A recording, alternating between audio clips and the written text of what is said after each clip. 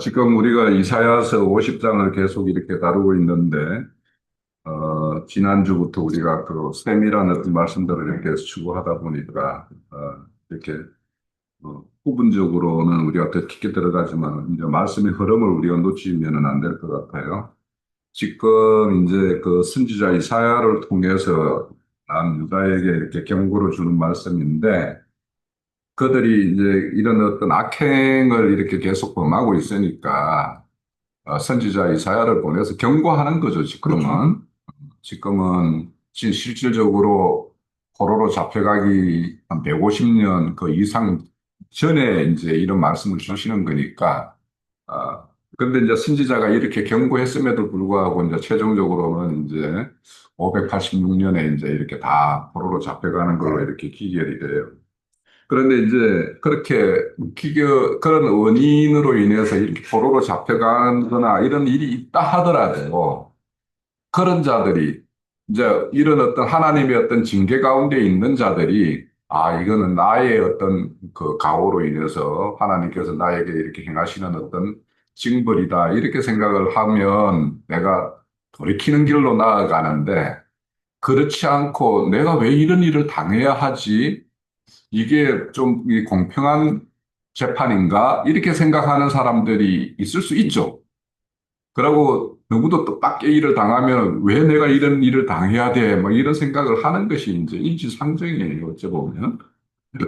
지금 그래서 이제 그런 어떤 생각을 가진 자들에게 일절에서부터 내가 너희들에게 뭐 이혼 증서를 써준 적이 있냐? 내가 너희들은 뭐 어떤 채무자들에게 뭐 판 적이 있냐? 그렇지 않다. 너희들 죄 때문에 이런 일을 너희들이 이렇게 당하고 있는 것이다라고 이야기하는 거예요. 그러니까 이거는 그 당시에 이제 그 남편이 아내를 버리거나 또 아니면은 자기가 큰 빚을 졌을 때에는 자기 가족들 중에서 자녀들을 이렇게 남의 어떤 종으로 팔거나 이런 것이 행행했기 때문에 그 시대의 상을 이렇게 반영해서 이제 이렇게 말씀을 하는 거죠. 그래서 너희 배역함 때문이다 이런 말씀이 있었고 그런데 너희의 어떤 배역함이 이제 이절에서 보면은 내가 너희들을 찾아왔을 때도 나를 외면했고 내가 너희들을 불렀어도 대답도 없었고 어떤 호응도 없었다라고 이렇게 이제 말씀을 하고 있는 거죠. 그러면서 내가 능력이 없어서 너희들을 뭐 이렇게 포로로 이렇게 보내겠냐 이런 거예요. 그래서 이제 나는 너희들을 얼마든지 구속하고 그런 능력을 가지고 있음에도 불구하고 너희들이 지금 스스로를 돌이키지 않으니까 이제 이런 어떤 징벌을 행한다라고 하면서 이제 과거 애굽에서 이렇게 그들을 불러냈던 때의 어떤 사건들을 가지고 와서 바다도 내가 말려서 너희들을 건너가게 해. 강약길을 이렇게 행할 때 너희들의 뭐 마실 물이 없을지라도 없는 곳에서도 너희들을 목마르지 않게 이렇게 물을 공급했었고 막 이런 것들을 이제 강들을 사막에 내고 막 이런 것들로 표현을 하고 있는 거예요. 그리고는 이제 그들이 아무 어떤 능력이 없을 때에 가나안 땅을 이렇게 정벌해서 그들의 어떤 약속의 땅을 이렇게 쟁취할 수 있게끔 한 거, 이런 것들이 다 하나님의 이적인데 너희들이 그런 하나님의 모든 것을 이렇게 은혜로 된 것들을 다 잊어버리고 이렇게 하니까 물이 말라서 물고기가 죽는 것과 같은 그런 어떤 실상이 너희들이 지금 되어 있는 거 아니냐 이렇게 말을 하는 것이고 이제 오늘의 다룰 3절은 내가 흑암으로 하늘을 입히고 이렇게 이야기하는데 이제 여기 흑암과 하늘이 대비가 돼요. 뭐냐 하면 하늘이라는 것은 하나님의 통치가 온전히 이루어지는 어떤 그 세계를 하늘이라고 여기 해번제라고 되어 있죠. 찾아보면. 그래서 그런 어떤 통치 영역이 이제 되어 있는 그 세계가 하늘이라면 흑암은 그건 하나님의 통치로부터 완전히 벗어난 그런 상태를 이제 흑암이라고 이야기를 하는 거예요. 그래서 흑암이라는 것은 우리가 성경에 보면 하나님의 어떤 심판 상태. 그래서 창세기 1장 2절에 보면 흑암이 등장하죠. 그런 심판의 어떤 상태, 어떤 하나님의 어떤 저주의 상태, 또 이런 상태. 또 오늘 같은 경우는 뭐냐면 너희들이 하나님의 어떤 통치 영역에 있다가 너희들을 이렇게 바벨론 포로로 이렇게 팔려가는 어떤 그런 심판을 당함으로 인해서 그들이 어떤 수치를 당하고 또 모욕을 당하고 하는 어떤 그런 상태를 또 흑암의 상태라고도 이야기할 수 있겠고. 그러니까 이 흑암이라는 표현은 우리 빛과 반대되는 거잖아요. 그죠? 그러면 주님 자신을 빛이라고 이야기하고, 이거는 사람에게, 생명이 사람에게는 빛이라 이렇게 이야기하잖아요. 그러니까 그 반대로는 사망이 이제 흑암이 되겠죠. 그래서 흑암은 이제 사망의 어떤 상태를 말하기도 하고, 뭐, 여러 가지를 말을 해요. 그래서 하나님은 빛도 짓고 어둠도 짓고 이렇게 이야기할 때 그 빛의 세계와 어둠의 세계가 이렇게 나뉘어지는 것과 그리고 이제 우리가 하나님의 어떤 영광을 이제 빛으로 표현하는 거 아닙니까? 그렇다면 여기에서는 흑암은 이제 수치와 모욕의 어떤 그런 상태를 말하는 것이라고 하는 거예요.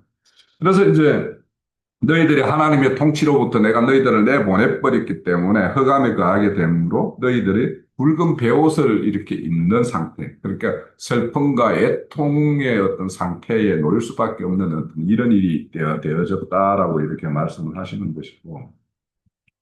이제 3절까지는 그러니까 너의 죄로 인해서 너희들이 이런 어떤 상황에 놓이게 될 것인데 4절부터는 이제 반전이죠. 반전인 거예요. 주 여호와께서 학자의 혀를 내게 주사 나로 공고한 자 여기 보면은 1번 그 간주가 있나요? 학자들의 혀 해가지고 그와 같이 이렇게 되어 있죠.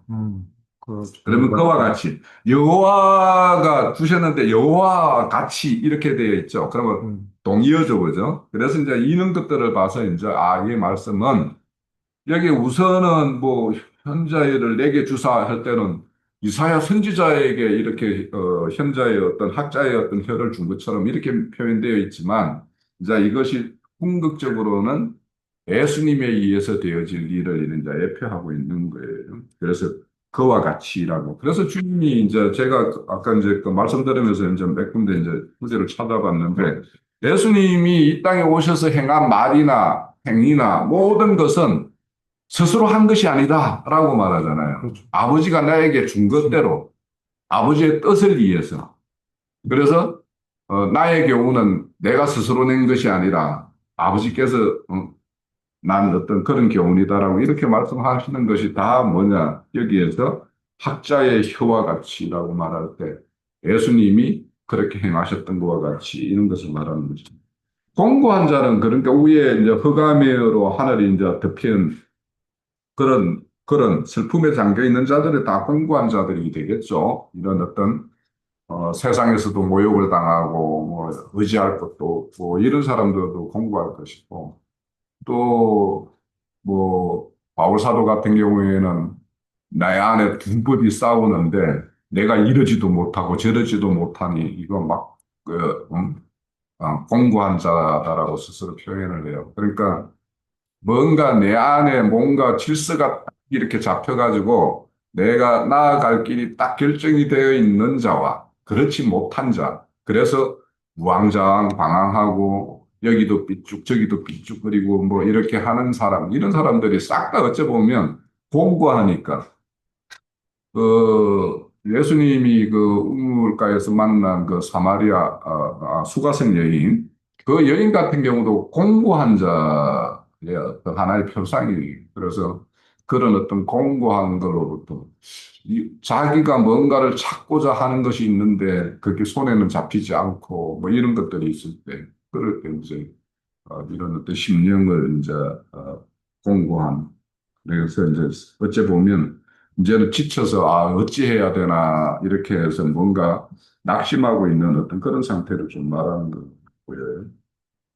그런데 이런 사람들을 말로 어떻게 도와줄 줄 알게 하시고 그러니까 학자의 혀를 줘가지고 이런 자를 이렇게 이로하게 하셨다라는데 우리 이 좋은 말씀이 어디에서부터 시작됐냐 하면은 이사야서 40장 찾아보세요. 40장. 이게 40장 1절부터 보면 1절을 보면 너희 하나님이 이르시되 너희를 이루하라 내 백성을 이루하라 이렇게 되어 있죠. 그러니까 지금 40장부터는 하나님의 백성임에도 불구하고 온전히 하나님과의 어떤 뜻이 합치가 되지 않아서 뭔가로 인해서 이렇게 하나님의 어떤 심판을 받거나 징계 가운데 있거나 혼돈 가운데 있거나 막 이런 상황에 있는 자들에게 위로의 말이라는 것은 다양한 거예요.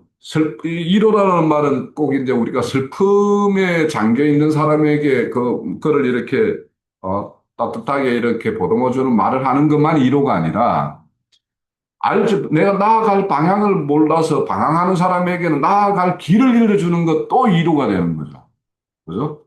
그래서 지금 선지자 이사야를 보내가지고 이렇게 남유다에게 이런 말을 하는 것은 남유다가 뭔가 지금 잘못된 곁길로 가고 있는 어떤 측면이 있는데 그런 길로부터 이렇게 돌이키게 하는 것이 실질적인 이제 위로가 되는 거죠. 그래서 그런 어떤 말씀을 주는데 난 그래서 오늘 아침에 잠언서의 지혜의 말 중에서 그때그때 상황에 대해서 적절하게 이렇게 일러주는 말이 무엇일까? 이렇게 이렇게 하다 보니까 좀 일찍 일어나가지고 조사해 보니까 나 아침에 너무 은혜스러운. 그래서 잠언서 말씀들 가운데에서 우리가 참 세상 살면서 세상 사람들에게도 이렇게 지침이 되는 말. 이런 말이 너무 많더라고. 그래가지고 이거는 어떤 다음 기회가 되면은 이런 지혜로운 말의 어떤 중요성 이런 것들에 대해서는 좀 한번 알아보면 좋겠다 해가지고 내가 정리는 해왔는데 이것까지 이르기는 좀 시간이 부족할 것 같고 5절에 이제 그리고 이제 그 보면 어떻게 도와줄고 알게 하셨다라고 해서 이제 이사야 선지자도 위로하게 하시고 참 위로자로 이제 예수님이 이 땅에 오실 것을 이제 말씀하시는 어떤 예언의 말씀이기도 해요. 그런데 여기 보면 아침마다 깨우치되 나의 길을 깨우치사 그러니까 날마다 하나님과의 어떤 아침마다 이렇게 교제의 시간을 가진다라는 거죠. 그러므로 인해서 학자가 이런 어떤 선지자나 어, 그 주님이 이제 이 땅에 오셔서 이제 이렇게 보면은 참 아버지께 이렇게 기도하는 모습들을 많이 보여요. 그런 것들을 통해서 이렇게 깨우쳐서 그들을 참 위로할 수 있게끔 하는 이렇게 말씀을 주셨다라는 거예요. 5절에 주 여호와께서 나의 길을 여셨으므로 내가 거역하지 아니하였고 이게 이제 길을 열었다라고 하는 것은 아까 박영재님 이제 말씀하실 때 기는 길을 통해서 우리가 먹고 마신다라고 이렇게 말할 때, 참 합당하다. 우리는 뭔가를 이렇게 들으면, 이게 이제, 생각이 마음의 창이라고 그랬는데, 이 생각이라는 것은 어떤 귀로 들리는 어떤 정보가 들어오면은 내 안에서 이제 생각이 발동이 되죠. 생각이 발동되어서 그것이 내 마음속에 이제 어떤 형태로 어떤 정리가 되어서 마음의 한 자리에 이제 한 켠에 자리하게 되죠.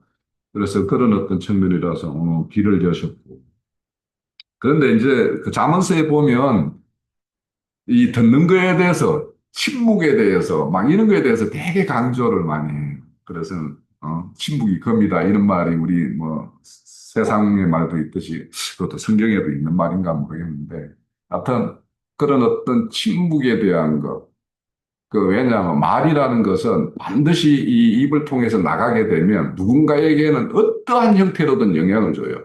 남을 기쁘게 하든 기분 나쁘게 하든 어떤 거로 영향을 주기 때문에 이 말의 어떤 중요성은 되게 어떤 말을 할 것인가도 중요하고 시의적절한 말인가도 중요해요. 그리고 그 시의적절하다라는 말은 결국에는 상대의 어떤 상황 그런 거에 이렇게 맞는 말을 해야지 이게 이제 그 말의 어떤 효력성이 있는 것이 좋은 말인데 시기가 맞지 않으면 오히려 그 상대는 그 말을 곡해해가지고 더 기분 나쁘게 만들고 이렇게 할 수도 있는 거예요. 그래서 참 시의적절한 말. 그리고 이제 길을 여셨으므로 내 거역하지 아니함으로 내가 뒤로 물러나지도 아니하였고 이건 이제 주님이 이 땅에 오셔서 이제 하신 일이죠. 우리에게 본으로 보이신 일이 어떠한 자기가 맡아서 해야 할 일들에 대해서는 추워도 이렇게 타협하거나 뒤로 물러나거나 이런 것이 아니었고 이제 어떤 기록의 말씀에 보면은 이렇게 물러나는 것처럼 이렇게 오해할 수 있는 것도 있지만 그거는 하나님은 항상 그 시적절한 때를 이렇게 헤아리시고 그런 어떤 계획을 다 심중에 가지고 계시는 분이기 때문에 그거는 그에 따르는 것이지 음, 다른 것은 아니다. 뒤로 물러나지 아니하며 이렇게 되고 나를 때리는 자에게 내 등을 맡기며 때리는 자라는 것을 이제 여기에서 보면 5절에서 6절의 말씀은 실질적으로 예수님이 이 땅에 오셔서 행하신 부분도 있고 당하신 부분도 이제 표현하고 있는 거예요. 예수님이 얼마나 채찍으로 맞으시고 막 이렇게 되어 있죠. 그리고 그들에 의해서 뭐 온 몸이 이제 피덩이가 될 정도로 그렇게 하셨고 그 수염 뽑는 자에게 땀을 맡겼다라고 아까 수염에 대해서는 이제 저 말씀이 있었고 잘 이렇게 증거가 된 것인데 이제 수염은 한마디로 말하면 이제 이게 근인데 저는 이제 가장 그 인상적인 거는 그, 그 뭡니까 시편 131편인가 30편인가 보면 그 형제가 동거하는 것이 얼마나 아름다운고 하면서 그 뭐 머리에 부어진 기름이 수염을 타고 온 몸을 적셔서 이렇게 하는다라는 말씀 보면 그러니까 이 그것이 이렇게 그림을 그려보면 얼마나 이게 충만한 상태, 그 기름 부음이 온전한 상태 이런 것을 이제 표현하는 것이고 그래서 그게 참 수염을 타고 이렇게 흘러간다라는 것은 참 얼마나 그 근이 있는 그런 어떤 말씀으로 이렇게 증거가 되어져서 사람들의 마음에 이렇게 감동, 감화를 일으켰을까 이런 생각이 들어서 그런 말이 되었을 때 사실은 뭐냐면 그 모든 함께하는 무리들이 한 마음으로 한 뜻으로 한 형제가 이렇게 온전한 동거를 이룬 상태가 아니겠는가. 그래서 참 말은 근위가 참 필요해요. 그런 것들, 어떤 합력을 말하면. 그래서 우리가 그런 어디 누군가에게 이렇게 증거할 때는 그런 것들도 우리가 늘 생각을 해봐야 될 것 같다. 나의 뺨을 맡기며 뭐 이렇게 하는데 이제 뺨을 맡긴다는 것은 수염을 뽑는 것도 수욕이지만 뺨을 치는 것도 수욕을 당하는 거고 모욕당하는 거고 이제 그런 거죠. 그러니까 주님이 이 땅에 오셔서는 그런 어떤 모욕적인 걸 당함에도 불구하고 아버지가 보낸 뜻이 있기 때문에 그 뜻 때문에 그것을 이렇게 당하셨다라는 거죠. 그리고 모욕과 침뱉음 이것도 다 모욕당하는 것이고 당하여도 내 얼굴을 가리지 아니하였도다. 내 얼굴. 그래서 이 얼굴이라는 것은 뭐 우리 뭐 이 저 서울에 우리 그 윤영재 같은 경우 보면 뭐 영광 얼굴에 있는 영광 뭐 이렇게 말하는 그래서 이제 우리 얼굴이라고 하면 그 어떤 사람의 어떤 대표적인 상징성을 가지고 있는 거거든요. 우리가 그래서 그 어떤 상징성을 가지고 있는 것을 이제 그런 어떤 수모 때문에 얼굴을 가리지 아니하셨다라고 이제 이렇게 말씀해요. 그래서 이제 이런 것들을 보면, 우리 뭐죠? 인수기에 보면 우리 무슨 서원, 나시린의 서원 이런 걸 하죠. 그래서 그러니까 그러니까 참 나시린으로 이 땅에 이제 주님이 오셔서 그래서 어, 수염을 이렇게 털도 이렇게 삭도를 대지 않았다라는 말 이런 것들은 이제 실질적으로 어떠한 한 틀도 하나님이 이 주신 뜻을 이렇게 헛되지 않게끔 했다라는 거. 그러니까 우리가 어떤 틀이라고 하면 아주 보잘것없는 어떤 그런 어떤 한 측면으로도 이제 이야기를 해요. 그런데 그 보잘것없는 것이 한 무리를 이루었을 때, 그러니까 이 수염을 말할 때는 틀 하나를 이야기하는 게 아니잖아요. 그것들이 하나가 다 여러 개가 이제 온전히 좀 모였고, 머리도 이렇게 다 이렇게 한 가락이 아니라 온전히 이렇게 이루어서 이제 한 모습을 이루었을 때 그것을 이제 우리가 표현하는 것이기 때문에 그래서 아까 뭐 머리 끝도 이렇게 훼손하지 않았다라는 말, 이런 말은 우리가 이제 어떤 말씀이나 어떤 교회의 어떤 그 이름에 있어서 어떤 것들은 좀, 예, 이거는 이 정도로 하면 되지 않겠어? 막 이런 것이 왜 없어요? 저도 있는데. 다 있는데, 그런데 그렇게 작은 일에도 이렇게 그런 것을 가볍게 생각할 것이 아니라 좀 이런 것들도 좀 세밀하게 어떤 또 헤아릴 것이 있지 않는가라는 생각이 들고요. 제가 이제 허감에 대해서는 이제 좀 말씀을 이렇게 많은 좀 이렇게 정리를 좀 해봤었는데 뭐 허감에 대해서는 제가 아까 형제님들 뭐 이야기를 들어보니까 뭐 더 특히 뭐 말하지 않아도 될 것 같다라는 생각이 드는 것은 여기에서도 이제 그 흑암을 덮었다라고 하는 것도 아까 출애굽기 10장을 말씀을 하셨는데 다 이것도 이제 2절, 3절은 예전에 출애굽했을 때 있었던 사건들을 다 가지고 와서 내가 능력이 없냐? 내가 바로의 그 제국도 바로 하는 거 다 꺾고 너희들을 과거에 너희 조상 때 이렇게 출애굽시켰던 어떤 그런 사건들을 이렇게 말하는 것인데 근데 여기에 나는 이제 더듬을 만한 흑암이라 이렇게 해서 이거는 이렇게 하나님이 흑암을 주셨지만 너희가 더듬어서니까 이렇게 벗어날 수 있는 어떤 그런 흑암 정도의 어떤 너희들이 열심히 찾으면 길을 찾으면은 길을 이렇게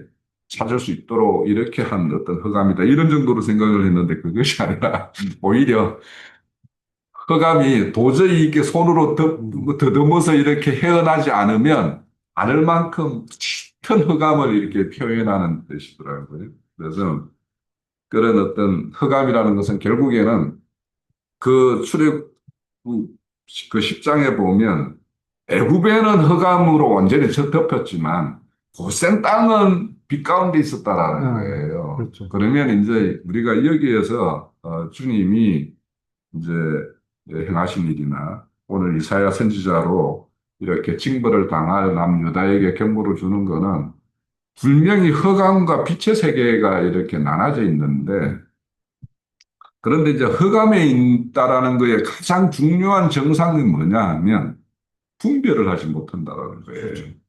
영분별을. 그래서 거기 실질적으로는 여기에 참 공부한 자들인데 그래서 그 분별하지 못하는 어떤 그 상태가 짙은 흑암에 더듬을 수밖에 없는 어떤 흑암 가운데 있는 것인데, 그런데 이제 그들은 스스로 자신들이 이렇게 알고 있는 것이 진리고 바른 길이라고 생각하니까 이제 그 길을 행하지 않겠어요? 그래서 내가 일요일마다 이렇게 내려오다 보면 이 병점에 그 신한은행 맞은편에 보면은 항상 그 여호와 증인들이 나와서 그 책자 이거 세워놔놓고 이렇게 한 두세 사람이 이렇게 있어요. 대부분 이제 자매분들인데 딱 이렇게 보면 야 이렇게 보면 겉으로 보면 멀쩡해 보이는데 어떻게 저런 어떤 거에 이렇게 사로잡혀서 지금 그들이 이렇게 행하는 것들을 열심으로 보면 우리가 비교할 수가 없을 정도로 지금 열심이잖아요.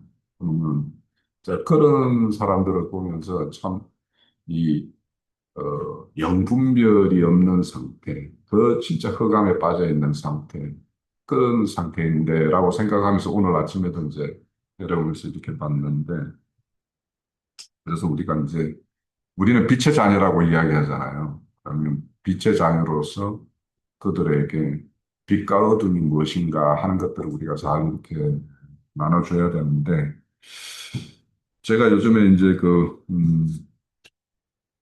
제 심중에 있는 좋아하는 친구가에게 이제 성경 말씀을 이렇게 예전에는 만나서 많은 시간 이야기를 했음에도 불구하고 요즘에는 이제 만날 기회가 없으니까 내가 이제 집에서 이렇게 자매하고 있다 보니까 그래서 이제 영상을 통해서 이제 이렇게 말씀을 좀 나누고 있기는 한데 그게 이제 내가 게을러 가지고 한 주에 한 두세 편을 올려야 되겠다고 하면서도 그게 못해서 이제 좀 그런데 그 빛이라는 거에 대해서 이제 그런 친구하고 잠깐 요번 주에 만났어요. 만나서 빛이라는 거에 대해서 이제 잠깐 이야기를 이렇게 나누었는데, 그러니까 그 사람들은 이렇게 빛이라고 생각을 하면은, 뭐, 창세기 1부 보면은, 첫째 날 빛이 있으라 하면은, 그거 뭐, 당연히 햇빛과 낮과 밤 뭐 이런 걸로 생각을 하는 거잖아요. 그렇죠. 그런데 이제 우리는 그 빛이 아니다는 걸 알잖아요. 그러니까 그런 사람들에게 그게 그 빛이 아니고 그런데 이제 야 그러면 창세기 14장에 보면 해와 달과 별을 야 넷째 날에 달았대 이렇게 이야기하면 그런가? 이렇게 이야기를 이제 시작은 돼요. 그렇지만 이제 이렇게 깊게 나누지는 못했는데 아무튼 우리는 이제 빛 가운데 있으니까 빛의 자녀로서 이제 행할 바를 이제 생각을 해보면 이제 흑암에 있는 자들, 분별 없이 이렇게 나대는 자들, 이런 자들을 어떻게 이제 빛 가운데로 인도해 볼까 하는 것들이 이제 참 늘 마음에만 있지만은 참 안 돼요, 그죠? 자, 저 오늘 제 정거는 이 정도로 마칠게. 하겠습니다. 8장 22절서부터 9장 2절까지 읽도록 할게요.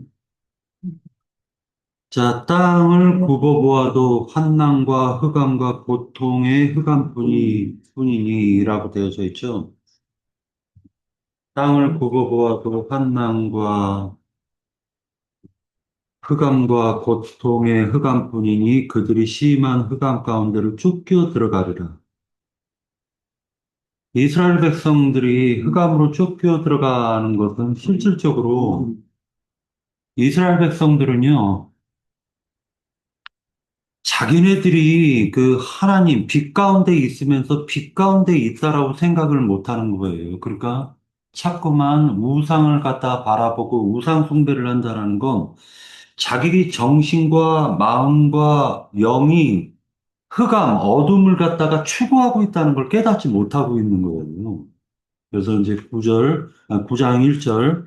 전에 고통받던 자들에게는 흑암이 없으리로다. 옛적에는 여호와께서 스불론 땅과 납달리 땅이 멸시를 당하게 하셨더니, 자, 스불론과 납달리 땅이 원래는 흑암이었죠. 그렇죠. 이스라엘 땅 중에서도 갈릴리 땅 주변에, 갈릴리 바다 주변에 있는 게 스불론 납달리 땅이걸랑요.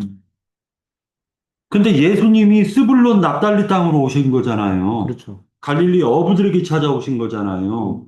그 땅서부터 빛을 만들어 가는 거예요. 제자들을 불러가지고. 땅이 멸시를 당하게 하셨더니 후에는 해변길과 요단 저쪽 이방의 갈릴리를 평화롭게 하셨느니라. 흑암에 행하던 백성이 큰 빛을 보고 사망의 그늘진 땅에 거주하던 자에게 빛이 비치도다. 라고 얘기하니까 예수님이 오셔가지고 지금 갈릴리 어부들 가운데서 지금 빛을 비춰주신 거잖아요. 이스라엘 백성들이 자기네들이 빛 가운데 있다라고 얘기했던 바리새파 유대인들, 서기관, 사두개인들은 지금 예루살렘에서 자기네들이 지금 빛이라고 생각했는데 알고 봤더니 어둠이었던 스불론 땅과 납달리 땅에 빛이 임했던 걸 얘기하는 것입니다. 그러니까 빛과 어둠, 흑암 이런 것은 물질적인 흑암을 얘기하거나 그런 게 아니라는 걸 우리는 성경을 통해서 알 수가 있습니다. 욥기 10장을 같이 한번 찾아서 볼게요. 욥기 10장, 욥기서 10장. 아, 어디야? 여기 있어요.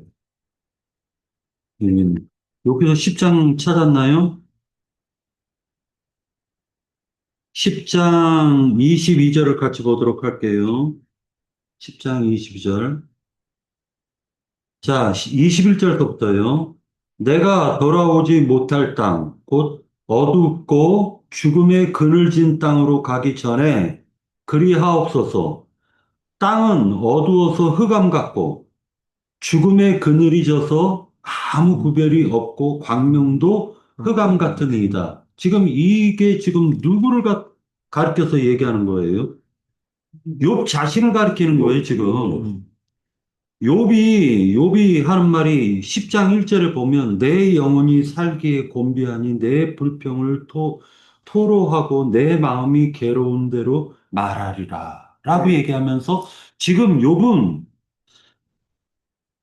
광명이 있는 곳이라 할지라도 나는 지금 흑암 가운데 있다라고 얘기하는 거예요. 원래 흑암이라는 건 죽음의 세계걸랑요. 그리고 다니엘서에서도 보면은 이 흑암이라는 걸 알 수가 있습니다. 다니엘서에 보면 다니엘서 같이 한번 찾아서 볼게요.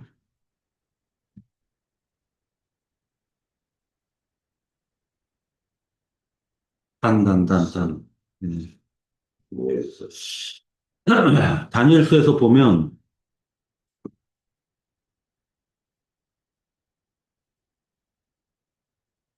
다니엘이 이제 그 기도를 하게 된단 말이에요.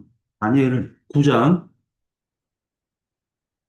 다니엘이 기도를 하는데 그 기도를 할 때 흑암을 뚫고 들어와요. 가브리엘 천사가. 자, 20절, 9장 20절 같이 한번 보도록 하겠습니다. 내가 이같이 말하여 기도하며 내 죄와 내 백성 이스라엘의 죄를 자복하고 내 하나님의 거룩한 산을 위하여 내 하나님 여호와 앞에 간구할 때라고 되어져 있죠. 그때 가브리엘 천사가 오는데 하는 말이 이렇게 얘기를 합니다.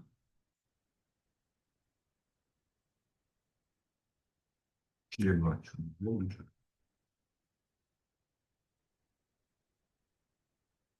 자,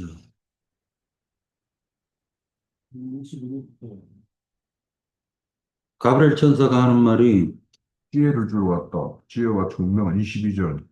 22절. 22절이요?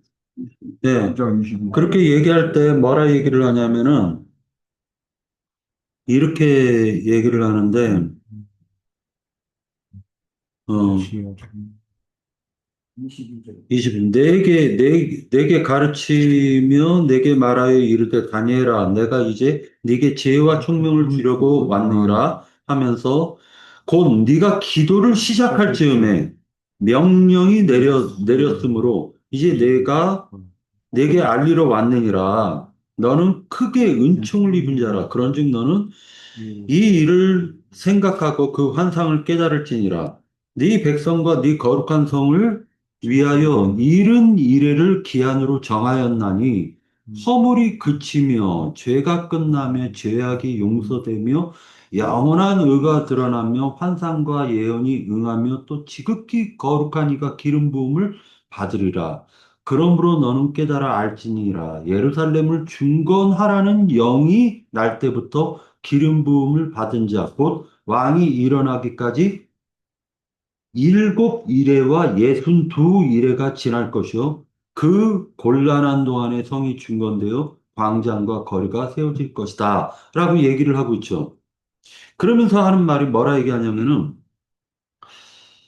가브리엘 천사가 10장 13절, 10장 13절. 그런데 바사 왕국의 군주가 21일 동안 나를 막았으므로 내가 거기에 바사 왕국의 왕들과 함께 머물러 있더니 가장 높은 군주 중 하나인 미카엘이 와서 나를 도와줌으로 라고 되어져 있습니다. 이게 지금 있잖아요. 바사 왕국의 군주라는 게 바사 왕국의 악령들을 얘기하는 거예요. 어둠들을 얘기하는 겁니다. 그러니까 지금 페르시아 제국은 어둠을 상징하고 있었던 거예요. 어둠의 천사들이 지배하고 있는 수호 천사로 말하자면 어둠의 영들이 지키고 있는 무덤이었던 곳이에요, 여기가, 페르시아가. 그런데 물질 세계에서 보면 페르시아처럼 부강한 나라가 어디 있었습니까? 잘 먹고 잘 산 나라가 어디 있습니까? 미국 보세요. 지금 잘 먹고 잘 살죠. 그런데 미국처럼 어두운 나라가 어디 있습니까? 지금 그걸 얘기하고 있는 거예요. 그러니까 실제로 우리가 생각할 때에는 무슨 생각을 하냐면 어둡다라는 걸 애굽은 어둡고 고센 땅은 빛이 충만했다라고 얘기를 하고 있지 않습니까? 그러니까 빛이라는 것은 알고 보면 빛의 천사들을 얘기하는 거예요. 그래서 형제 자매님들이 어디를 나가면은요, 빛이 나가는 거예요. 빛이 나가는 것입니다. 그런데 빛이 빛이 예를 들어서 어둠을 만났어요. 어둠을 만났는데 그 어둠이 왜 어둠이 되었는지 파악을 안 해, 빛이. 그러면 그 빛은 돌팔이 빛인 거예요. 돌팔이 빛인 거예요. 그냥 자기 하고 싶은 말만 막 해버려. 그 증상이 있는데 그 사람이 왜 어둠이 됐고 그 사람이 어둠으로 사로잡혀간 이유는 각 사람에게 각자의 수호천사가 있걸랑요. 근데 수호천사라는 것은 어둠의 천사도 있고 빛의 천사도 있는 거예요. 근데 그 사람의 정신세계를 사로잡고 있는 그 어둠의 수호천사가 있는데 그 수호천사랑 싸울 생각은 안 하고 사람 귀때기다 대고만 얘기를 하는 거예요. 그걸 무지하다라고 하는 거예요. 무지하다. 전도를 해도 그렇게 전도하면 무지한 거예요. 먼저는 어둠을 제거해야죠. 전도를 하는데 그 상대가 입에서 나오는 말이 어둠이란 말이에요. 말이. 그 사람이요. 상대를 만났는데 이 사람이 돈 하면은 이 돈귀신에 사로잡혀 있는 거죠. 돈귀신에 사로잡힌 수호천사가 돈귀신이란 말이야. 그러면 그 사람의 얘기를 들어주고, 아, 이 사람이 어떤 어둠에 사로잡혔구나를 바라보고 난 다음에, 그 다음에 빛을 비춰줘야 되는데, 이 사람이 식욕의 수호천사에게 잡혀 있는 사람한테 돈 얘기를 하고, 건강귀신에 잡혀 있는 사람한테 말하자면은, 뭔 얘기를 하고 하면은 이게 먹혀요? 안 먹히지. 예를 들어서 여호와 증인을 만났어요. 여호와 증인은 여호와가 하나님이라고 하는 사람에게 예수가 하나님이라고 하면 그들이 들어요? 안 듣지? 당연히 안 듣지. 그러니까 이런 것들은 그 뒤에 내면의 그 어둠을 갖다 먼저 제거를 해줘야 돼요.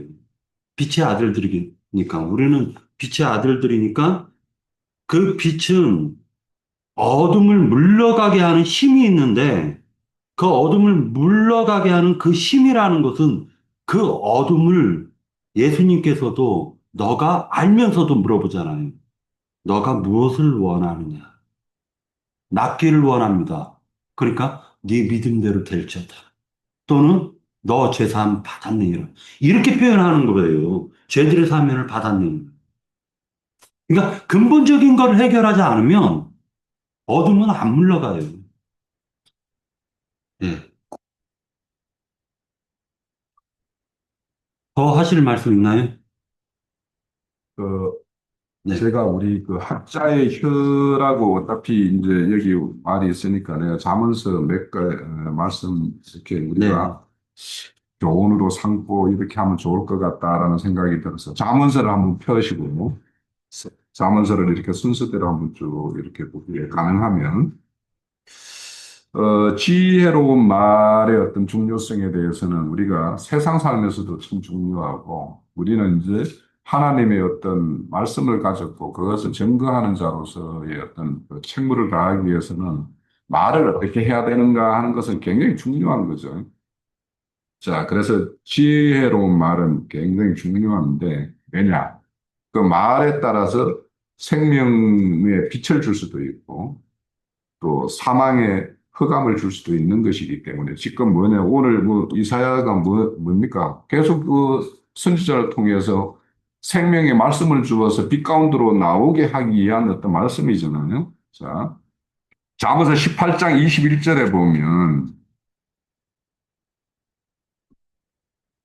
페이지는 뭐 좀 예, 읽어주시고 931페이지. 예, 그 읽어보시죠. 21절이요? 네. 죽고 사는 것이 혀의 심에 달렸나니 혀를 쓰기 좋아하는 자는 혀의 열매를 먹으리라. 그러니까 이 혀의 열매라는 것은 결국에는 뭐 다른 데 보면 입의 열매 뭐 이런 말씀도 있어요. 그러니까 우리에게는 하나님이 무엇을 짓기를 원하냐 하면 입의 열매를 짓기를 원해요. 그래서 우리에게는 이제 나가는 말이 그 열매는 뭐냐면 생명의 열매여야 되겠죠. 그런데 죽고 사는 것이 혀의 근세에 달렸다라는 거예요. 우리의 혀에 달려 있어요. 그래서 우리 그 누가복음에 보면 너희들이 어떻게 죄를 사하면 사해질 것이요 그대로 두면 둘 것이다라고 말씀도 있죠. 그러니까 우리에게는 하나님이 그런 권세를 주셨어요. 그러니까 인자 예수에게 모든 건 심판권과 살리고 죽이는 권을 다 줬어요. 요한복음 5장에 보면. 거기 그런 것처럼 또 주님은 우리를 통해서 살리는 일과 죽이는 일을 할 수가 있어요. 그러니까 그래서 우리가 말 한마디가 상대에게 어떠한 영향을 주는가 하는 것들, 그리고 우리는 어떤 권세를 가진 자들인가에 대한 인식을 한번 새롭게 할 필요가 있겠고, 16장 24절, 잠언서 16장 24절, 선한 말은 꿀송이 같아서 마음에 달고 뼈에 양약이 되느니라 이런 말씀이 있어. 참, 그러니까 마음에 달다라는 것은 그 사람에게 그 어떤 그 마음에 기쁘고 즐거움을 주는 어떤 그 말하겠죠. 근데 그 선한 말은 꿀송이 같은데 남들에게 어떤 마음에 달게 전달이 돼야 되는데 이것이 우리가 선한 의도를 가지고 무슨 말을 하는데도 그것이 다른 상대에게는 마음에 달지 않게끔 하는 것은 굉장히 지혜 없는 거예요. 그래서 우리가 이렇게 선한 말은 꿀송이 같이 단 것인데 그래서 뼈는 양약이 된다 이렇게 말을 해요. 그러면 뼈라는 거는 우리 어떤 한 사람의 몸이라는 걸 보면 골격을 이루는 거죠. 뼈대를 이루는 거죠. 그러니까 우리가 선한 말을 이렇게 건네면 그 사람의 어떤 신앙의 어떤 뼈대가 이렇게 갖추어지는 어떤 그래서 우리 그 에스겔서 36장인가 37장인가에 보면 뼈들이 막 서로 맞춰지고 막 이런 게 예. 있죠. 네. 그런 거와 같이 우리가 어떤 말을 전하면 그 사람에게 신앙의 어떤 뼈대가 갖춰지는 토대가 이루어지는 이런 말들이 돼야 돼요. 그래서 우리가 막 뜬금없이 뭔가 던지는 말이면 좀 곤란하고 어떤 토대가 저 사람이 뭔가 나름의 토대가 있는 사람이면 뭐 그 위에 건축되는 말을 해야 되겠지만 만약에 토대가 안 되어 있는 사람에게는 토대를 닦는 역할을 해야 돼요. 그래서 우리가 그 토대를 닦고 건축을 이루는 어떤 이런 말들이 이제 좀 되어야 될 것 같고 이제 시간이 됐으니까 좀 많은 말씀 이제 좀 아침 시간에 정리를 했는데 12장 18절 한번 봅시다. 이거는 이제 우리가 어, 세상 살면서나 우리가 누구에게나 이렇게 상대를 대할 때 17절부터 읽어야 됩니다. 17주부터 읽어봐요. 진리를 말하는 자는 의를 나타내어도 거짓 증인은 속이는 말을 하느니라. 칼로 찌름같이 함부로 말하는 자가 있거니와 지혜로운 자의 혀는 양약과 같으니라. 예, 그렇죠. 의로운 말을 내는 사람이 있고 거짓을 내는 사람이 있는 것인데 근데 칼로 찌른같이 함부로 말하는 그러니까 말을 막 내서 그 말을 막 내는 것은 상대에게 칼로 찌른 것 같다라는 거예요. 그러니까 우리가 말이라는 것도 때로는 상대를 제압하고 해가지고 날카롭게 뭔가 해야 될 때가 있겠지만 그거는 그런 칼을 써야 될 때가 있고 그렇지 않을 때에는 뭔가 이렇게 칼을 함부로 이렇게 휘두르면 안 되는 거예요. 칼은 정말 뽑을 때 뽑아야 되는 거지 함부로 막 시도 때도 없이 이렇게 뽑으면 굉장히 곤란한 것이고 지혜로우는 또 양약과 같다 이렇게 말해요. 그래서 이런 것들은 우리가 말을 할 때는 참 나도 늘 이렇게 마음에 있는 말들을 이렇게 때로는 이제 담아두기도 하지만 이렇게 막 순식간에 막 이렇게 내뱉는 경우가 있어요. 그래서 이것이 남들에게 듣는 사람들에게 어떤 이렇게 난도질을 하는 어떤 그런 것이 될 수도 있겠고, 지르는 상처가 될 수도 있겠다 이런 생각이 드는데 우리가 늘 이렇게 말을 할 때는 사려 깊은 말 이런 거 있죠. 그러니까 사려 깊다라는 것은 상대의 어떤 상태도 헤아려야 되고, 이 시적절한 타이밍도 이제 이렇게 잘 맞춰야 돼요. 그래서 우리가 이렇게 말씀해 보면은 그 시적절한 말, 합당한 말, 이런 말을 참 많이 이렇게 자문서에는 말을 하고 있어요. 그래서 우리가 아무리 옳은 말이라도 그 시적절한 사려가 되는 말, 이런 말을 하는 거는 우리가 말을 가진, 하나님의 말을 가진 자로서 진짜 잘 이렇게 헤아려서 하면, 누구에게는 양약이 될 수도 있고 하는 것이고, 또 잘못하면 남에게 큰 상처만 주고, 오히려 더 해만 이렇게 끼치는 그런 결과가 있었기 때문에, 우리의 어떤 그 잠언의 말씀들을 한번 여기 학자의 혀처럼 우리가 잘 이렇게 활용할 수 있도록 그렇게 됐으면 해요. 예. 네. 이 정도로 해서